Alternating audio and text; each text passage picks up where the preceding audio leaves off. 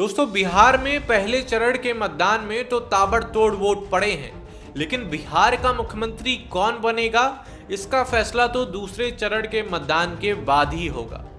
लेकिन जो भी मुख्यमंत्री बनेगा उसको जरूरत पड़ेगी चंद्रशेखर आजाद, असदुद्दीन ओवैसी और स्वामी प्रसाद मौर्य के समर्थन की। ऐसा मैं नहीं कह रहा हूं, ऐसा इन तीन नेताओं द्वारा बनाए गए संगठन के गठबंधन के लोग कह रहे हैं।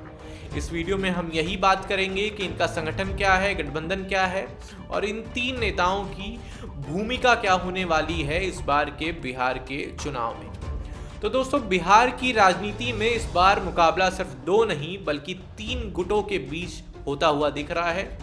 एक तरफ एनडीए है तो दूसरी तरफ महागठबंधन, और इस बार मैदान में एक नया गुट भी है, जीडीए यानी ग्रैंड डेमोक्रेटिक अलायंस।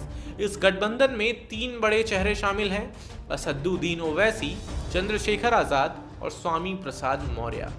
कहने को ये नया गठबंधन है, लेकिन इसका असर बिहार की राजनीति पर बड़ा हो सकता है। जीडीए यानी ग्रैंड डेमोक्रेटिक अलायंस एआईएमआईएम के चीफ असदुद्दीन ओवैसी ने लॉन्च किया है और इसमें शामिल हैं भीम आर्मी के बड़े नेता और आज़ाद समाज पार्टी के संस्थापक चंद्रशेखर आजाद और पूर्व मंत्री स्वामी प्रसाद मौर्य। तीनों नेताओं का मकसद साफ है, बिहार की राजनीति में एक नया तीसरा विकल्प देना जो सिर्फ जाति और धर्म के समीकरणों पर नहीं बल्कि हक, सम्मान और प्रतिनिधित्व की भी बात करे। ओवैसी पहले भी बिहार के सीमांचल से चुनाव लड़ चुके हैं और यहाँ एआईएमआईएम को काफ़ी समर्थन भी मिला था, और अब जब चंद्रशेखर आज़ाद और मौर्य उनके साथ आए हैं तो ये गठबंधन अब और सामाजिक और राजनीतिक रूप से मजबूत हो चुका है। इस गठबंधन के द्वारा मुस्लिम, दलित और पिछड़ा वर्ग तीनों को साथ लाने की कोशिश की जा रही है और की गई भी है।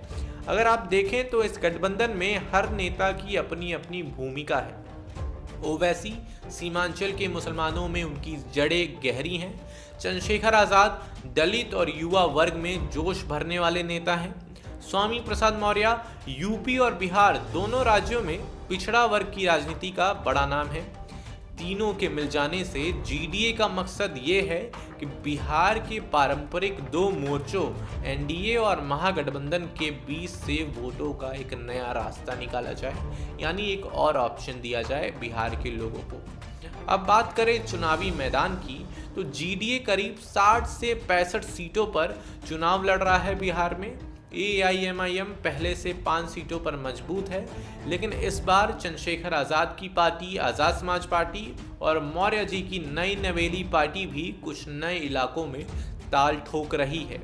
इनका फोकस है सीमांचल, कटिहार, भागलपुर, दरभंगा और सीवान जैसे इलाकों पर, यानी वहाँ जहाँ पारंपरिक पार्टियों की पकड़। दोस्तों, मैं बता दूं, पारंपरिक पार्टियां यानी राजद और जदयू, यही वहाँ पे ट्रेडिशनल पार्टियां हैं, बहुत समय से चलती आ रही हैं, तो उसी को मैं कह रहा हूँ पारंपरिक पार्टियां। तो जहाँ पर पारंपरिक पार्टियों की पकड़ ढीली हो गई है, वहीं पर ये लोग चुनाव लड़ने की बात कर रहे हैं। अब बड़ा सवाल ये है कि जनता का मूड क्या कहता है। क्या जीडीए सच में तीसरा विकल्प बन पाएगा बिहार में, या सिर्फ वोट काटने वाला गठबंधन बनकर रह जाएगा। राजनीतिक जानकारों का कहना है, अगर ये तीनों नेता अपने अपने वर्गों का वोट जोड़ पाएं तो जीडीए बिहार की राजनीति में बड़ा असर डाल सकती है और मुख्यमंत्री बनाने में बड़ा सहयोग समर्थन भी दे सकती है। लेकिन चुनौती भी कम नहीं है। बिहार में जातीय समीकरण बहुत गहरे हैं। यहाँ विकास और रोजगार के मुद्दे से ज़्यादा कास्ट और धर्म का असर चुनाव में दिखता है। वैसे तो बिहार में पहले चरण का मतदान हो चुका है, लेकिन दूसरे चरण में जीडीए को अगर असरदार बनना है तो उसे सिर्फ भाषणों से नहीं, सिर्फ सोशल मीडिया पोस्ट से नहीं, बल्कि ग्राउंड लेवल पर इन चंद दिनों में लोगों को इन्फ्लुएंस करना होगा।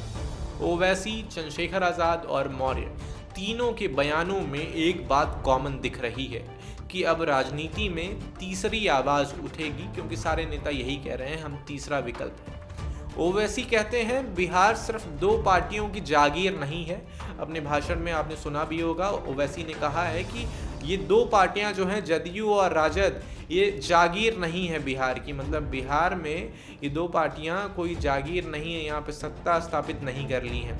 वहीं चंद्रशेखर आज़ाद कहते हैं कि दलित, पिछड़े और अल्पसंख्यक अब एक साथ खड़े होंगे। और स्वामी प्रसाद मौर्य का कहना है अब समय है नए नेतृत्व का, यानी नए लीडरशिप का। यानी जीडीए खुद को परिवर्तन की राजनीति के रूप में पेश कर रहा है, लेकिन आगे का रास्ता इतना आसान नहीं है। जीडीए के सामने सबसे बड़ी चुनौती है विश्वसनीयता और संगठन, यानी ट्रस्ट और ऑर्गेनाइजेशन। तीनों नेता अलग अलग राज्यों और विचारधाराओं से आते हैं, उन्हें एकजुट रख पाना आसान नहीं होगा।